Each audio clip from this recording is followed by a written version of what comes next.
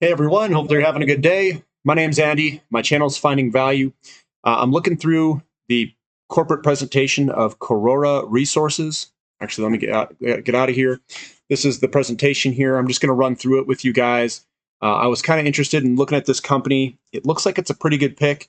They've got an excellent technical analysis chart. I was scrolling through it just to give you guys, this is located in Australia. They've got a mill here of 1.6 MTPA mill. It looks like they're going to expand it. What they're trying to do is they're trying to grow their production. Their production in 2020 is about 100,000 ounces. It's 99,250 ounces. Their all-in sustaining cost is 1,026 an ounce. They beat their guidance, and they were in the low end of their costs. Transformational royalty eliminations and reductions across all operations. Strong free cash flow generation. They ended 2020 with about an 80 million in cash. Fully exposed to gold price, legacy gold hedges exhausted mid-2020. Perfect. They've got growing institutional ownership. We've got operational guidance, production of 105 to 115,000 ounces for 2021. We've got announced major growth plan to 200,000 ounces, targeting doubling of production from 99,000 ounces in 2020 to 185 to 205,000 ounces per year by year 2024. That is perfect for what we want. They're also doing three key asset and top tier jurisdiction. The Beta Hunt mine, they're doubling mine production capacity to 2.0 MTPA by 2024. HGO mill and mines, phase 2 mill expansion from 1.6 to 2.5, and 2 higher grade underground mines online in the second half of 2021. Spargos gold mine high grade open pit on track to deliver first ore in Q3 of 2021. Major upside opportunities remain. New high grade gold and nickel discoveries at Beta Hunt. District scale exploration underway at Greater Higginsville. So here's the leading management team. We're going to skip through that. Building on track record of delivery. This has been their production history since the HGO mill acquisition. Pretty good. They're starting to ramp it up a little bit, which is great if you're going into a strengthening gold environment. Here's the doubling production to 200,000 ounces. They're targeting that gold growth of 185 to 205,000 ounces by 2024. This is what the production profile looks like. At least that's what they're trying to hit in. Their all-in sustaining cost is coming down into the 900 an ounce zone.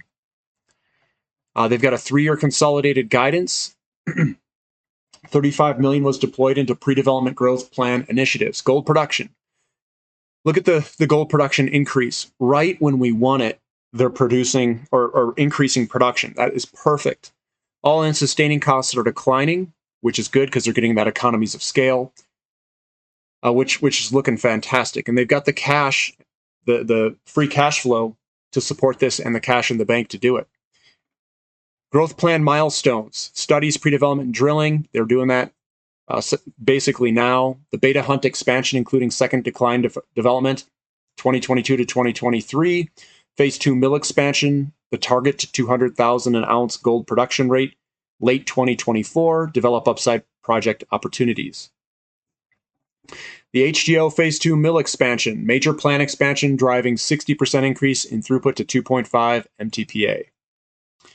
It's a 50 million capital cost. And there it is. Karora's project pipeline, multi-stage project pipeline feeding long-term production growth. You can look at this, but it looks very good. Stable operational base will provide the backbone of KRR's future growth. Mavericks GRR royalty reduced by 37%, reduced from 4.75% from 7.5%.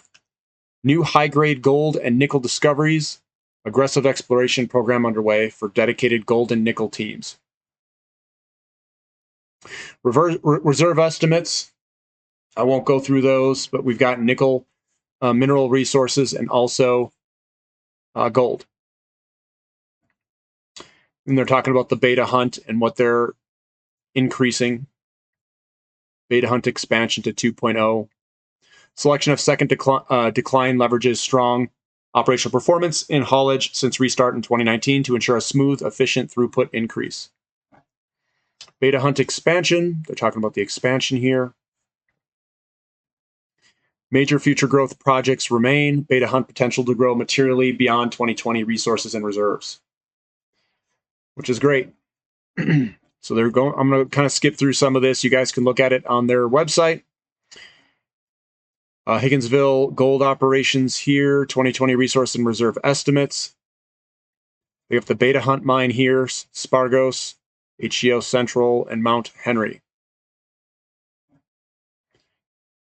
Higher grade core coming on up. Here's near surface drill results if you guys want to look at it. 43.5 grams per ton over 3 meters from 49 meters, 5.7 grams per ton over that. That looks pretty good. Two boys restarting a high grade mine. They've got a lot of stuff here. Man, they've got so much stuff going on, it's ridiculous. I'm going to keep going here. Entering the next tier of producers, increasing production to 200,000 ounces.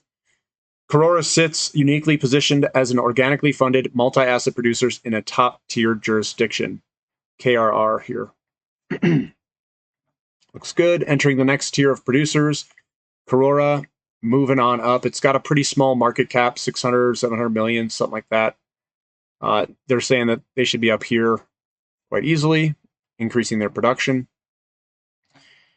Karora reaches carbon neutrality in 2021. Corporate summary here. Eric Sprott owns 9% ownership. We've got Van Eck Associates. Invesco's the one that I invest in for that. They have 4% of it. They've got 86 million in cash. So Sprott owns 9%. He's everywhere. Go Eric. Transformational acquisition. Consistent operational delivery. Production history there. We're moving on up, which is good. I don't have too much more to say about this resources and reserves. If you guys want to check it out, it's Karora Resources. There it is. But that was one I was looking at. Looks pretty good to me. Eric Sprott owns about 9% of the company. It's in my my Invesco special golden special minerals or something, one of my mutual funds. And I was just scrolling through all of them, and this one's got a really good chart for it. So I think this one looks like a really good company to ponder. Again, it's just my financial opinion. Please don't use it as advice. Do your own research. Let me know what you guys think. Put it in the comments section. I try finding some of these companies. The actual chart, let me pull it up real quick so you guys can look at it here without going in the other video. Here it is. Let's get me out of here. This is the chart right here. And what's going on is we're just at this resistance line here. And whenever you get on these resistance lines, they hit their head, it hits its head, and we just broke through it here recently, and usually they run big. This one could easily run, I think, quite a bit larger. But especially with the price of gold going higher. And usually what you see is these big breaks like this, and then they run a long way. So that is one that I'm looking at. Again, guys, this is a mining company. They do carry higher risk, all these mining companies. So make sure you position size it correctly if you're going to enter it. And this one, to me, looks like a pretty good pick. If you guys like this analysis, give me a thumbs up. Let me know what else you guys want to know. Put it in the comment section. And thanks for listening. This is Finding Value.